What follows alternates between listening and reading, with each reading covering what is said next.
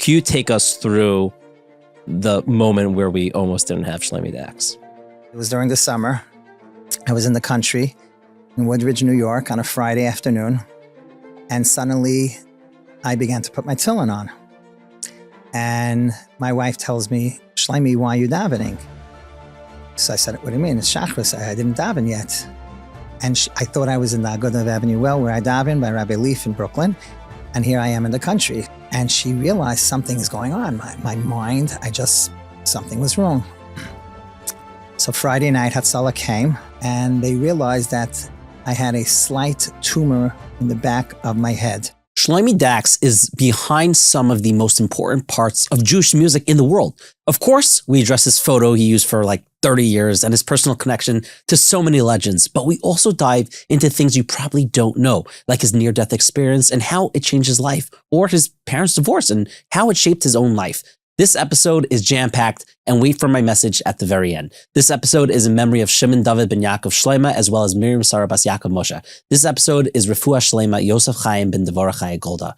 This episode is powered by Wheels to Lease, Sprinkles Ice Cream, and Admire. Here we go. Shloime Dachs, many, many years of singing and being in the singing world, and there's a lot to talk about, but a lot of stories about you that people don't know. So I want to go into all of it. But first, could you take us through your childhood and like maybe where did the singing begin? Thank you, first of all, for having me. Sure. This is many years in the making. We started talking about this interview quite a long time ago. That is very true. This is very honored. I'm very honored, and it's humbling to be here. It really is. It all started really, my mother seeing that as a very young child. I was very musical, singing. Before I even spoke sentences, I was singing tunes, and she says I was carrying tunes as a very young child, always taking the spoons and the forks and banging. And she saw that I had music in me from a very young age. And that's where it started. She enrolled me in choirs. I was in Slova Zemer Boys Choir, Amudei Sheish Boys Choir, Miami Boys Choir. And I even had a small stint in Muncie Boys Choir. And I sang on 613 Torah Avenue, Bamidbar and Devarim. I sang on the Country Yossi and the Stiebel Hoppers, the famous song, But Then He Patched Me. I won't get into the lyrics that I had to learn this song. And I look back and I wonder, like, how did I even have time to be in yeshiva and get on? How did I pass my test? I don't know. But I look back and I had a lot of childhood memories of singing. I got to sing for the Lubavitcher Rebbe twice with Slova Zemer, Gan Yisrael Boys Choir. So I started really young. Do you ever look back and think like a lot of your childhood went towards singing, that like you didn't get enough time to play or learn or I don't know, whatever it is, because it was taken up by singing? Is there any negative connotations with singing all the time as a kid? Well, not really. I went to Camp Tarvadas for many, many years. So I had my summers like every other child. I went to yeshiva. I didn't not attend yeshiva and do everything else. And I can't really remember vividly if I lost any of that. But whatever I would have lost, I gained with doing something that I love. I mean, till today, I could say the same thing. I love what I do.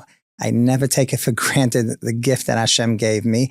And I think it was a healthy childhood in that respect. I know there was a lot of talk. Rabbi Bender and different people spoke about whether children should be in boys' choirs today, whether it takes them. There was a whole back and forth. I don't know if you heard about it. And parents had called me. Many parents called me over the years. Should I send my child into a choir or not? I know you did it as a child.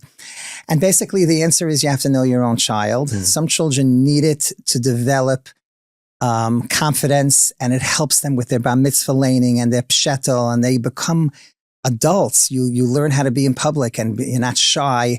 Some kids, it gets to their heads, and there goes all the studying, all the finals, everything, and then they get into wrong things and they become haughty, and so you have to know your child before you do it. But for me, it was a very, very good experience, very healthy, and I thank my mother till today that she did that. So it was amazing, really amazing. Who was the person, the singer growing up that you're like, oh, that's that. If I get on the stage with that person, I've made it. That's very interesting because growing up, really, there was really only Karbach. Yeah, Karbach is even much older than even Avram Fried and MBD. So it was really a lot of Karbach as I was growing up. And then as I became a teenager, it was really all MBD and Fried. And I'll never forget my first experience with Avram Fried was his Time Is Now album, his volume 2, his second album, Shia Menlowitz, Oliver Shalom, who also did so much for my career. Even as a kid, he was assistant choir leader for Amudei Sheish Boys Choir for Shmuel Borger, Oliver Shalom. And I come to the studio. It was then in Flatbush. It's called Systems 2. That was the studio. And I come in and Shia doesn't tell us what we're doing. And we're doing backup choir for Avram Fried, The Time Is Now. And it was very, very special. So the three people that really shaped my music and my career, it was definitely Karbach, Avram Fried, and Mordechai Ben David. There were very few then. Today, it's a whole different world. Today, there's so many and so much talent. It didn't exist then. So it was very interesting, yeah. Okay, so something I want to talk about that I know it's not really, people know you as singing and it's not really spoken about as much, but I think you have a lot to add about it, is, growing up, your parents got divorced when you were a young age. Could you, whatever you're comfortable sharing, like going through that experience and maybe some advice you'd have for others? Well, my parents got divorced when I was very young, when I was about 13, right after my bar mitzvah. And Baruch Hashem, I was very fortunate that my parents did not put us as children in the crossfire and use us as pawns in the middle. My father moved out, went around the corner from us. I got to go to shul with him every Shabbos. My father was very supportive financially in every way. And when my mother would get a flat tire, she would still call him, say, hi, I'm stuck, I have flat. Or I got into a little fender bender. It was very, very, very unique. Camp, when they came up to Camp Taradas to visit us, visiting day, they came together. Me and my sister were in Eretz Yisrael together in seminary, and I was learning Yeshiva. They came to visit us Hanukkah together.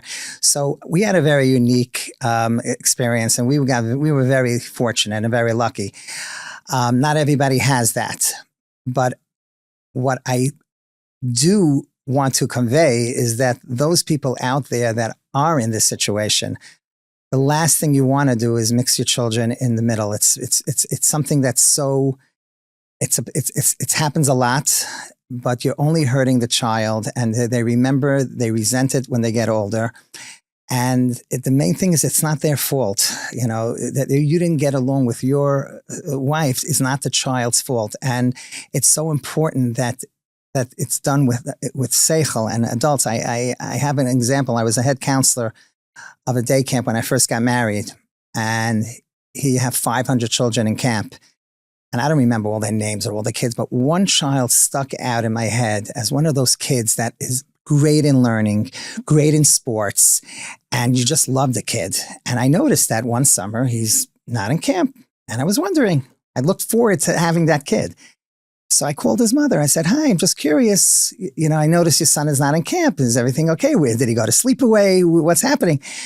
So she ends up telling me she went through a very tough year, and she got divorced, and she has no money, and her husband refuses to pay for day camp. So he's with me in my apartment, my small apartment, day and night. And basically, she felt that to get at her, she wanted him to be in her hands day and night. So he was playing in the park with all types of people. And she said, so I said, do you mind if I call him? She says, don't bother. Every Rav tried to call him and convince him. Don't bother. I said, do you mind if I call him? I want to call him. I have nothing to lose. I called him. And I said, listen, I'm not coming from her side, your side. I just want to tell you from my own experience. You're hurting your child. Your child needs to go to camp. He needs to interact with children. He needs to be in camp. He has to thrive. By killing his summer, you might be hurting your ex, but you're hurting him in the long term much more. And he's going to grow up and he's going to remember those summers that he wasn't with his friends. He's going to resent you for it. Do the right thing. Don't mix her into it. I'm telling you, the next morning he was back in camp. She could not believe it. And I said, I didn't say anything crazy. I just told him the facts. I lived through it. It's so important that you get along and try to keep it as healthy as possible. I'm not saying like my parents is the norm, but in those days it was much more hidden and it wasn't normal in those days. I was embarrassed. I didn't want to have to show kids coming over for Shabbos, play dates and see an empty chair at the head table. It wasn't easy. But today it's so much more common. So therefore the more so, let your child be okay from this and not be affected from it. It's really special. It's such a good way of putting it. Now let's get back into your singing career, and it's interesting because you, unlike many, I mean, there's some people, let's say like Avram Fried, who's been there in the beginning and he's still there, but there's not many of you that have been there and are still there. Could you tell us about your metamorphosis of like starting off as, in a choir and then like going to what you did today? So it's a very good point. I thank Hashem every day that I'm still in this business because like many careers and many businesses, you have a certain age. I mean, Michael Jordan at 40 years old, that's it. You hear lawyers that at 60 or 65, that's it. You're done with the firm. There's certain age. So this career as well generally has an age where there's so many new talent, young, great talent, where as I was metamorphosing, I realized I need to repivot or rebrand and stay in the business, but understandably know that there are a lot of singers out there, a lot of talent out there. So I took my singing career, singing for bands. It's an opportunity for me to thank someone like Shelley Lang, Nagina Orchestra, who started off my wedding career. I had weddings with him 5 nights a week, 2 on a Sunday. He was so busy and I was just singing and singing. And in those days, it wasn't like today where you have a singer in addition to a band. You had to be part of the band. So I used to have a little percussion in front of me and I was banging as if I really knew how to play, but I had to be an instrument and sing. So today, everybody takes singers. So that also changed a lot.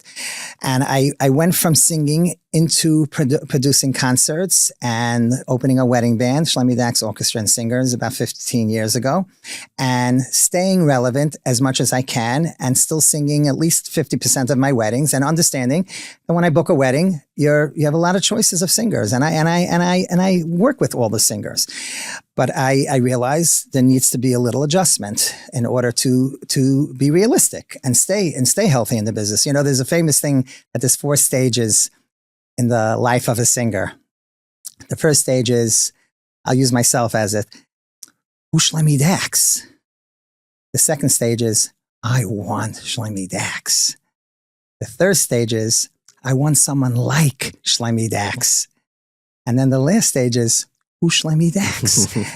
And it's so incredible. I told it once to MBD and he laughed because he said, it's true. You ask a lot of teenagers, they may not know who he is, which is an incredible thing. Someone who sang for 50 years and but yet when you have a new generation and now with the access to music is so easy on a phone, it's a changed world. So we change into that. So I have a band. I produce concerts, Baruch Hashem, many concerts. I just did the Ura concert, which I've been doing for 10 years. I did the Israeli Day concert in Central Park many years, produced that. Kahal concert here in this neighborhood. I did also, I think, 10 or 11 years. And this is keeping in the business and staying as relevant as possible under the circumstances. It's such a good lesson, I think, for anyone in life, and not just people in the music business. I think we, by nature, we get used to who we are, what we're doing, but as time moves on, everything changes. So either you could stay in your ways and get stuck there, or you could adapt. Absolutely. My grandfather always used to say, when a sailor retires, after being a sailor for so many years, he goes fishing. He's going to go fishing as much as he can. You have to still be part. He needs to be in the water, even if it's in a different capacity. And I tell that to really everyone. When life has those challenges, sometimes we need to make adjustments.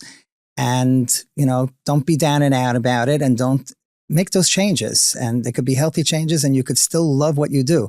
My father says to me all the time, Shloime, you think you could do this forever? I said, what? You hit 50, I'm just going to become an accountant now, or a lawyer, or a doctor. I love what I do. And it's such an unbelievable thing to sing and see people at their happiest moments and simchas. And I don't take it for granted. It's a gift that is so special to sing and to do what you love. I have a lot of friends who make a lot of money and they don't enjoy what they do. They don't love the traveling, or they don't love the pressure, and they make a lot of money. But I love what I do. And it's such a gift to love what you do and love the career that you chose. It's incredible.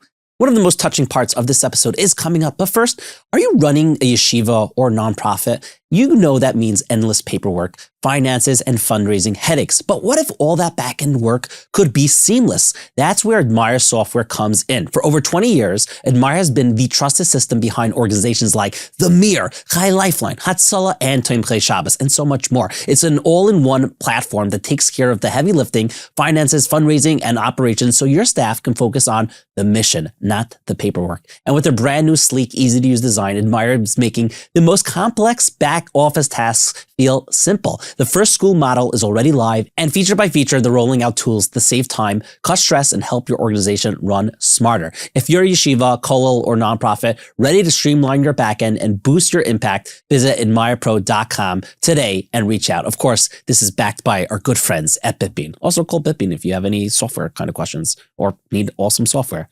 Now back to this week's episode. I want you to take us back. What's the first moment in your singing career that you felt like you made it?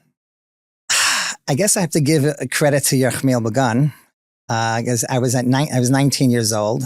I was already starting to sing, weddings, a little bit. I started to sing weddings, and I sang in camp. So people knew me. I sang in the Grand Singing Camp many times.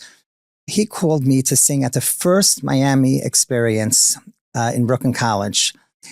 And it was a song, Pischuli, that Yitzi Bald had composed in Camp Tarvadas. And he said, you have a song to sing? What was the choice? To do a Miami song? Because I was a Miami alumni. And yet he's pushing me as my career. Maybe you want to do something as your first adult concert. So I sang Pischuli at the first concert. I'll never forget. You walk on stage.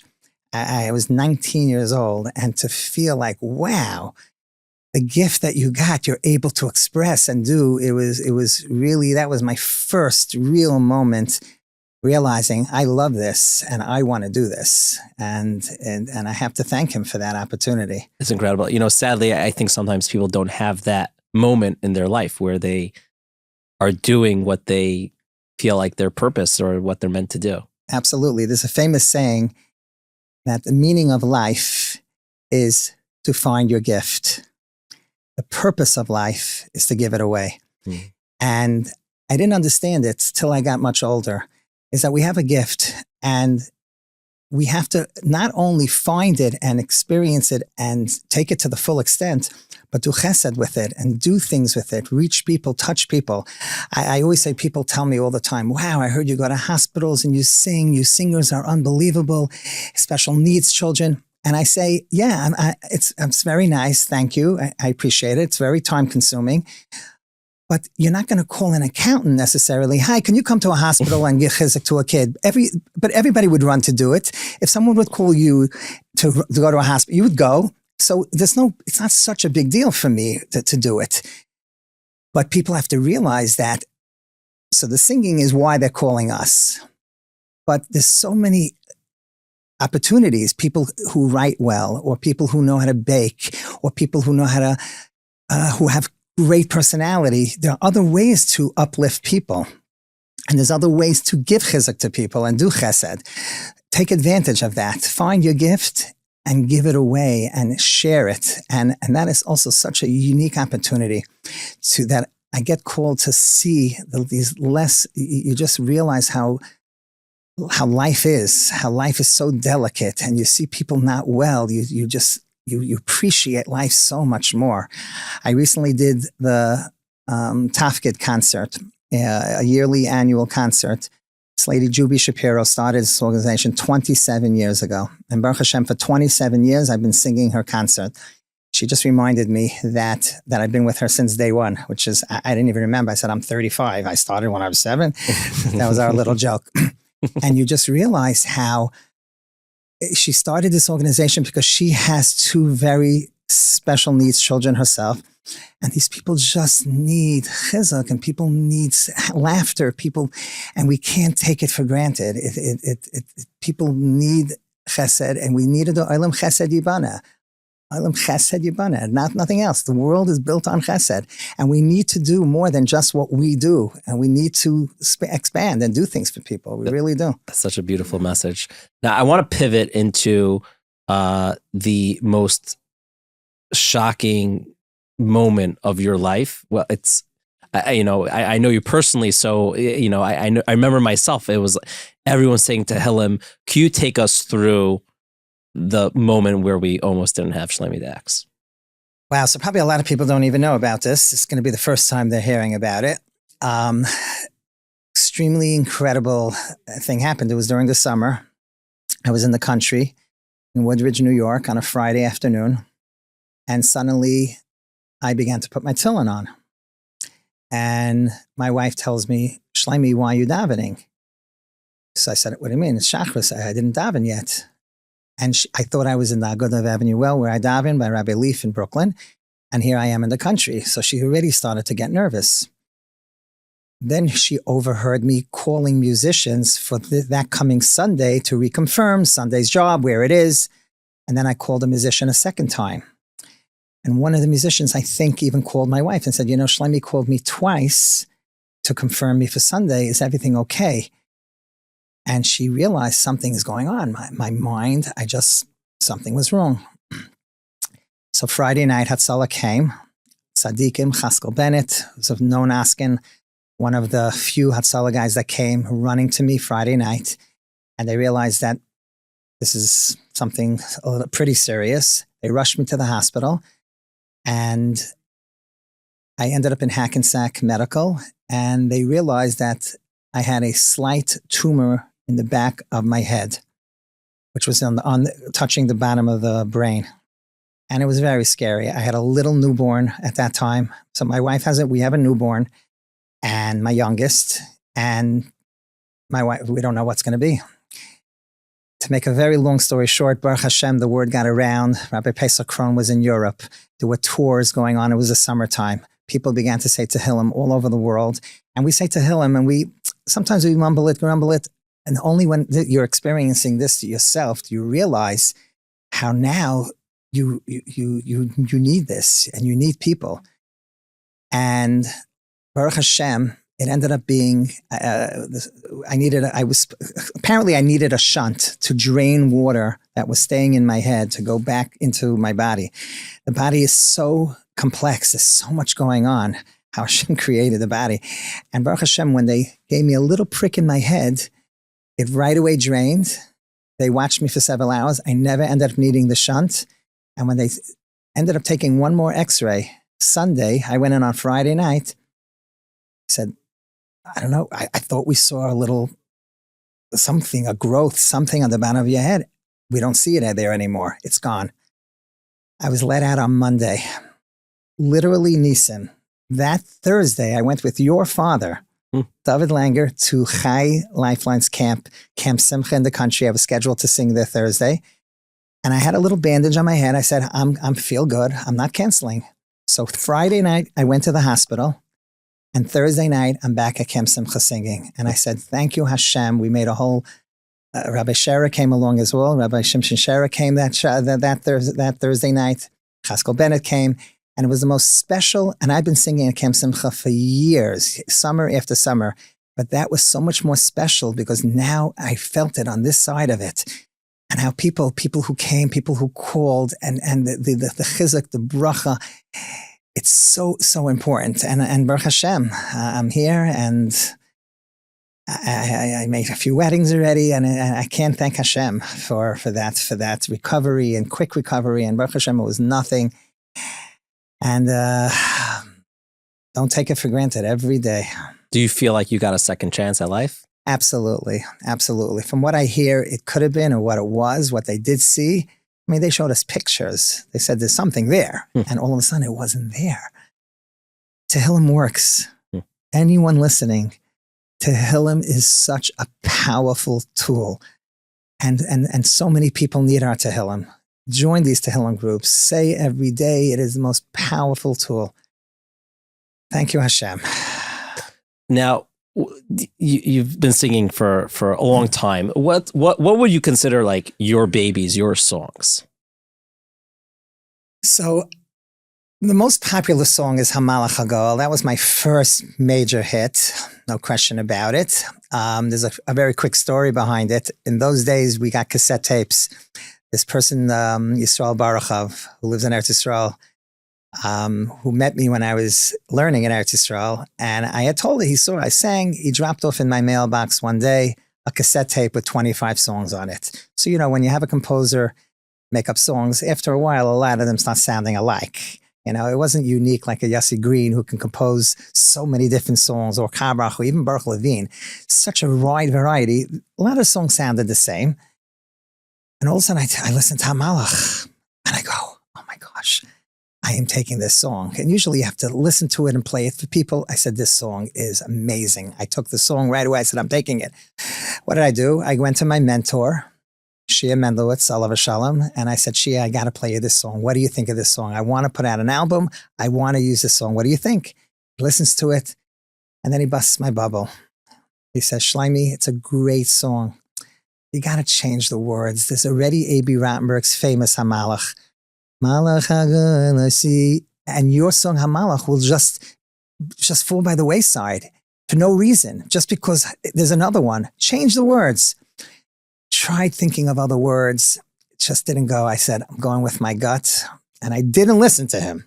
It's just like shocking, because she was it. She was producing MBD. She was producing Avram Fried. She was producing Hask. She was the guy. And I went with it. And Baruch Hashem, the rest is history. That song became my song. And everybody. And it's interesting, you bring up about my songs. On that same album, I had another song, Chamor, which in America, Hamalach became the big hit. In Eretz Yisrael, Chamor was the big hit. And now today, Baruch Hashem, it's just mazel and siyata d'shmaya. Chamor is done in so many shuls throughout the world on Rosh Hashanah and Yom Kippur. So Chamor also was a really big song that became my song. And then, of course, I have Yerav Nasichi, which today the Gush dance, it became a famous Gush song, which is still very popular. And then, of course, today, more relevant than ever, Ke'ish Echad B'Lev Echad, also a Yitzibul composition. Yerav was also Yitzibul. Ke'ish Echad B'Lev Echad, what's going on in the world with the hostages and Gaza. As long as we remain strong like one nation, Ke'ish Echad B'Lev Echad, then that's what makes us so unique. Mi ka'amcha Yisrael. We're so unique. We're so one. We're so together wherever we are. And that's how we'll remain on, and we'll endure. We'll get through all this. It's really beautiful.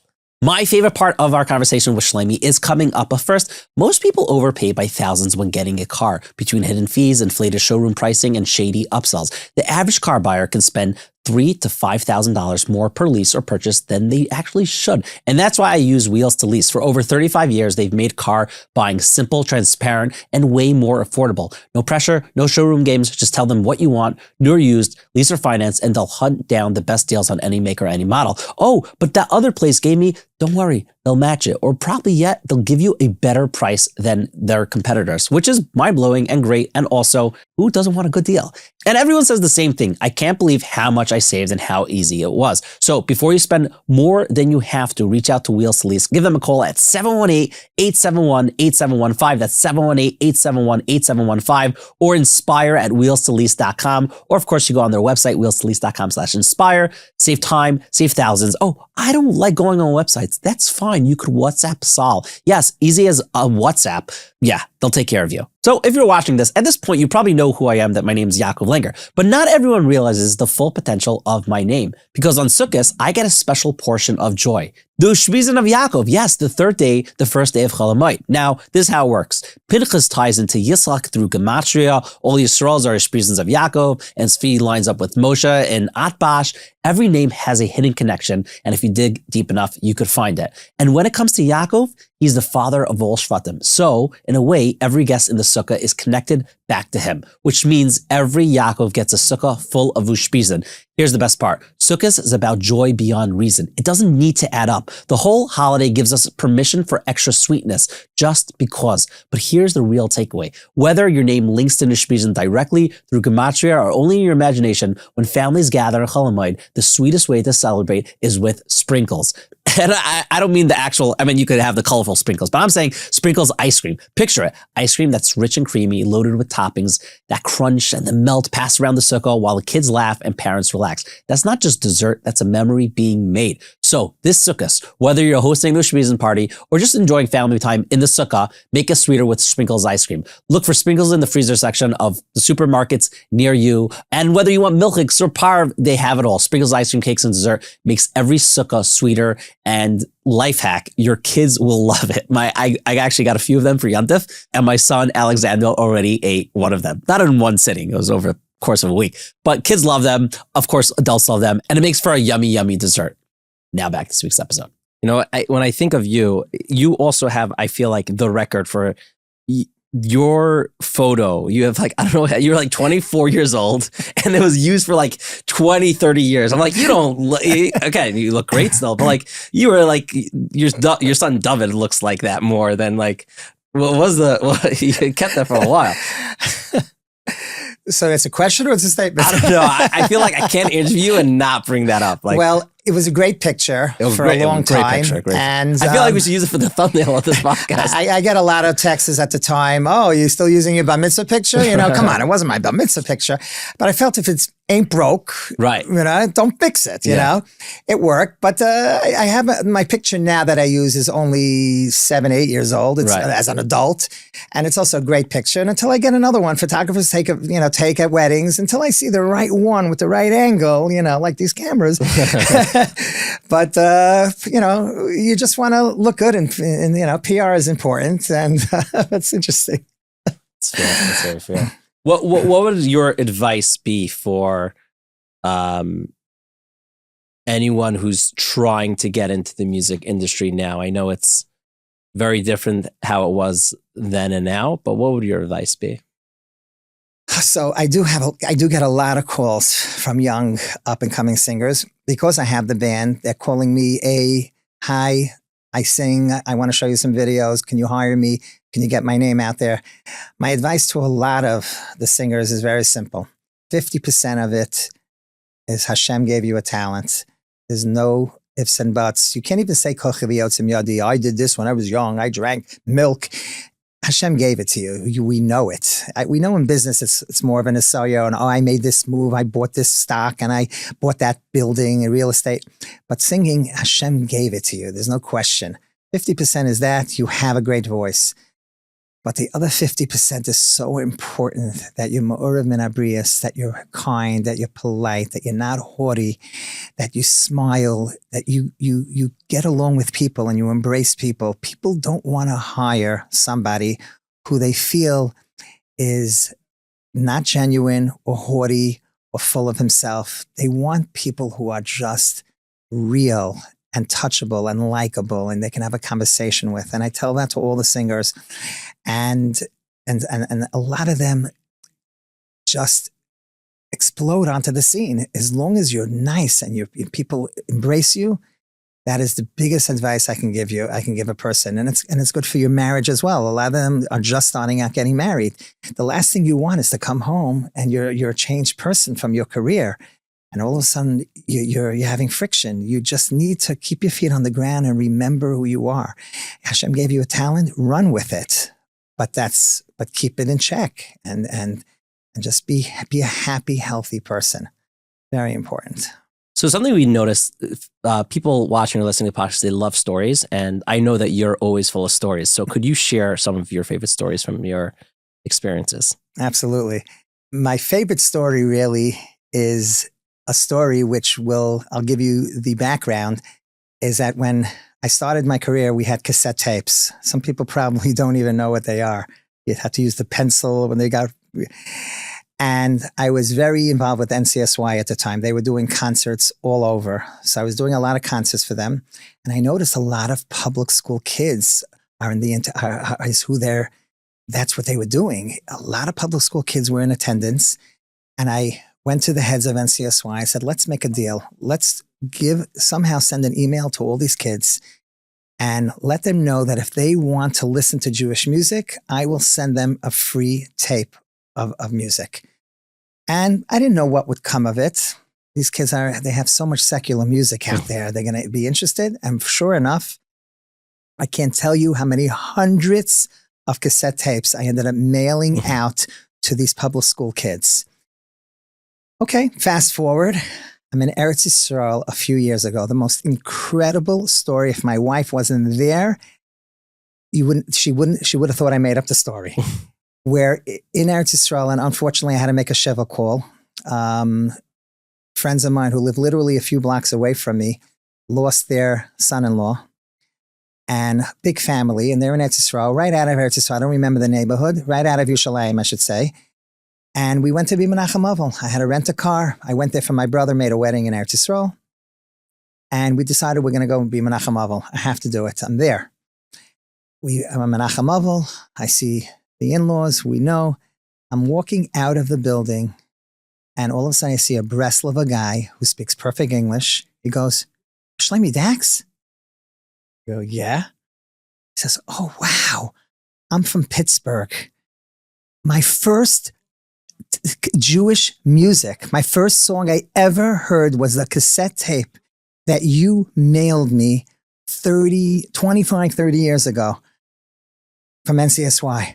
I said, really? And you recognize me? And she goes, I've been living here. I became a Baal Tshuva. He's a Breslov guy. And he remembered the first Jewish song he heard. I said, wow, Hashem, you're sending him. As I'm walking out, if I left a minute earlier or a minute later, I would not have bumped into him. If I wasn't in Eretz Yisrael at the time, if I wasn't Menachem Avel, I said, you wanted me to meet him. Just remember that everything we do could have nitzchias. And it reminds me of the amazing Rabbi Pesach Krohn story. Rabbi Pesach Krohn just went through a health challenge himself. He had a stroke. And I had the wonderful schus of visiting him a few weeks ago. And he says, oh, Shloime, you don't know what you're doing coming and visiting me. Here he is giving chizuk to the whole world with his stories and his inspiration. And he's now on the other side of the table, and he needs people coming to visit him. And it was incredible. And I reminded myself of an amazing Pesach Krohn story, which my kids have heard many, many times. And everyone listening can understand and relate to this story. It's a story about a man who was 70 years old, Jewish man living in Dallas, Texas, and ponytail, all the tattoos. And he decides, I'm 70 years old. I have to visit the Holy Land. I'm Jewish. I want to go to my heritage. I want to go to visit Israel. Gets on the plane, goes to Israel, has his falafel, and then goes to, of course, Friday night, goes to the Kosel Maravi, goes to the Western Wall, takes his cardboard yarmulke, puts it on, starts walking to the Kosel. He's about 20 feet from the Kosel, and in front of him, he sees, it's Friday night, a Yerushalmi Yid wearing a gold bekasher with a fur hat. He's never seen this before, swaying back and forth, davening, with two little kinderlach wearing their little white Yerushalmi yarmulke, and he's swaying back and forth with them, and he is glued to them. He can't take his eyes off them. He's just amazed. 20 minutes, he says, he could not take his eyes off watching this man pray. Fast forward, he had a beautiful 2 weeks in Israel. He comes back to Dallas, Texas. One of the first things he does is he goes to look for an Orthodox person to tell him over this story. He goes into the bakery and he says, I have to tell you this story. I went to pray at the Western Wall. This man was praying. If that man who I saw was living in Dallas, Texas, where would he pray? So the man tells him, go down 2 blocks, make a left, make a right. Rabbi Rodin, he has a shul. That's the Orthodox shul. That's where he would pray. He goes to Rabbi Rodin's house. He knocks on his door and he tells Rabbi Rodin the whole story. And Rabbi Rodin's like, wow. And he tells Rabbi Rodin something incredible. He says, I'm donating $50,000 to your synagogue because of what I just saw. And I'm putting in my will that after I leave the world, after I pass on, another $50,000. Rabbi Rodin spoke at the funeral, told over the story, and $100,000 came to Rabbi Rodin's hands. Now the story ends there, very nice. Rabbi Krohn, in his eloquent way, says the story doesn't end there.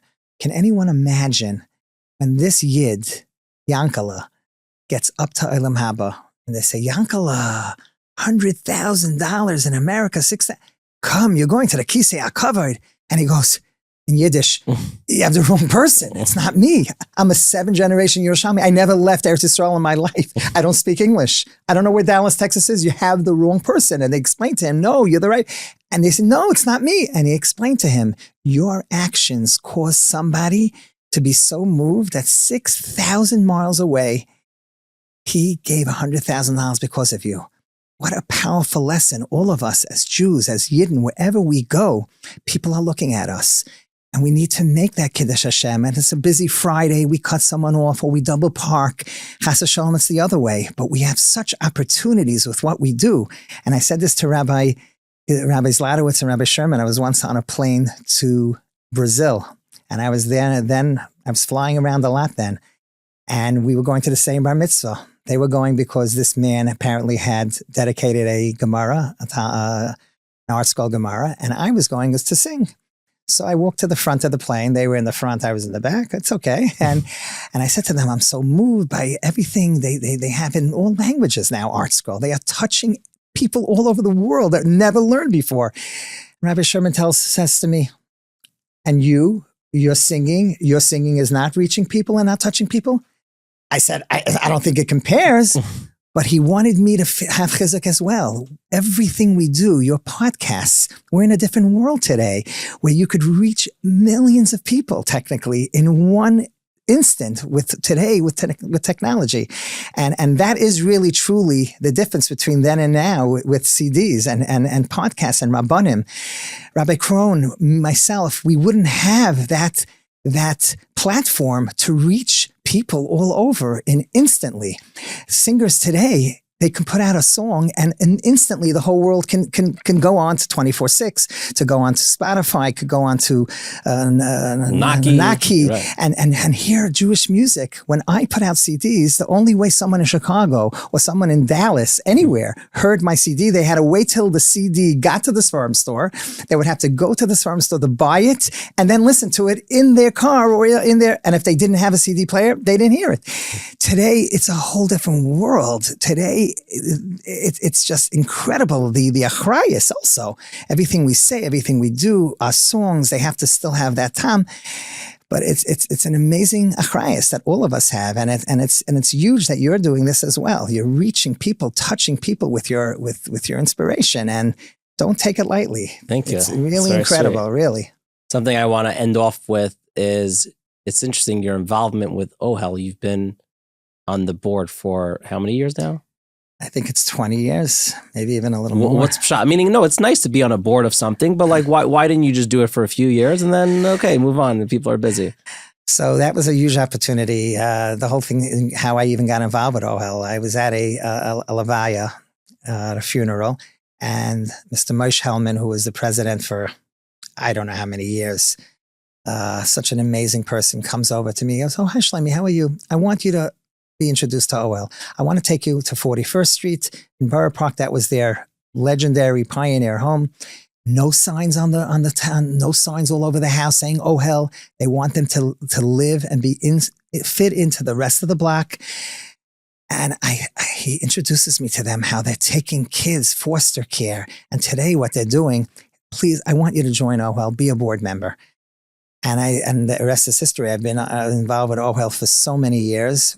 And I have to tell people who are asked to be honorees, and I have to tell people who want to join boards, and people don't want to. I don't want to be an honoree. I don't want to join boards. I have my own life. You have no idea how it transforms your life, how it transforms your children. I had once a month a Rosh Chodesh party in my house with OHEL kids. They're very high functioning, many of them. I had them for Rosh Chodesh parties with pizza. They would come to my house. And in the beginning, my kids would be afraid. Now my kids embrace them. They're not afraid that they're different. Yeah, they're different. And we need to understand and not take for granted that we're healthy. And now when they see them, they hug them. They give them the big bear hugs when they see them in the street. And the chinuch that my kids learn to appreciate health and understand what chesed is. Take these children into your house. They're okay. So they'll leave a little bit of a mess, but it has transformed me, literally a life-changing experience since I joined that board. And it even showed me, I once went to a Knick game with my son. And am I allowed to say I went to a Knick game? I don't know. I went to a Knick game and we're leaving Madison Square Garden looking for my car. Of course, I didn't remember which parking lot. And there's a homeless person sitting on the street going like this. It was cold, wearing a big hat over his head. And I'll never forget, my son looks at me, goes, Tati, can we take him home? Can we bring him home? Look, he looks like he needs somewhere to go. He looks cold. I said, boom, that's it. That is what I accomplished. And I didn't even know that you could tell your kids all day long how chesed is important. But doing these type of things with OHEL is just, for my son to think that we could just take him home, showed how much exposure he had to this. And I said, wow, thank you. It's just something you can't put into words. It's very powerful. Very powerful. Shloime Dachs, thank you so much for doing this. And I'm excited for everyone to hear your full story. I look forward, and I just want to thank a few people for my whole career. Humbling the beginning. Sometimes you forget the humbling beginning. Of course, Shelley Lang, who started me off, Shia Mendelowitz, Oliver Shalom. Cantor Hirsch Einhorn, who Avram Fried, if I recall, was the one who recommended me to start taking voice lessons with him. Yochi Briskman, my first producer. Yisrael Lamb, my first arranger. And of course, Izzy Taubmefeld, Oliver Shalom, and his brother Benny, who were Sameach Music, distributed all the CDs in those days to all the stores. And of course, my wife and my kids, you need their support. My parents, my in-laws, without their support, you can't do this podcast without support. Sure, yeah. And we always have to hakar satov, remember where everything started and remember who helped you when you needed them. Thank you so much for having me. Really, really a pleasure. Thank you. What a lovely conversation. Now, before I get to my final remarks, please drop the words legend in the comments, because that's who Shloime is. If you're watching this, please let us know in the comments if you're in your Sukkah watching this or you're not in your Sukkah. Kind of curious about that. Maybe you're watching this on Hanukkah, so you're probably not in your Sukkah at that point. But get the point. Are you in the Sukkah or are you out of the Sukkah? Special thanks to Lease, Sprinkles Ice Cream, and of course, Admire. Now, for our music lovers, Music on Time is a platform for Jewish music fans to stay up to date with the newest free singles and music videos available in download form for those without YouTube access. The latest wedding music, recordings, and for information on new albums with links to purchases, previews, and album PDFs. They have a status, WhatsApp groups, and a Telegram channel. Just go to musicontime.com, your source for the latest Jewish music. Now, people ask me for all kinds of interviews. They'll say, can you bring on someone who converted or who interview someone who went through something dramatic like October 7th? And of course, those stories matter and there's a time and place for them. But every so often, people ask me, can you just interview a classic regular guy? Not someone defined by a single extreme experience, but someone who represents what it means to live a meaningful life day in and day out. And that's why I think Shloime is so special. He's a regular guy. And I mean that in the best way possible. We all know him as a singer, as a performer, we've enjoyed for years, but when you look closer, you realize there's more there. He's someone who takes the talent Hashem gave him and uses it not only for music, but as ways to bring himself closer to Hashem and to bring other people closer too. There are a lot of singers out there, but I don't think there's anyone who goes to the hospitals as often as Shloime does, who sings for people in the middle of their battles with illness, who shows up again and again to lift others when they need it most. And that's not a headline grabbing story. That's a life of consistency, of showing up and using your gifts to give to others. And to me, that's as inspiring as it gets. Remember, inspiration's everywhere. L'chaim. Don't forget to share this episode with friends and family. Living L'chaim.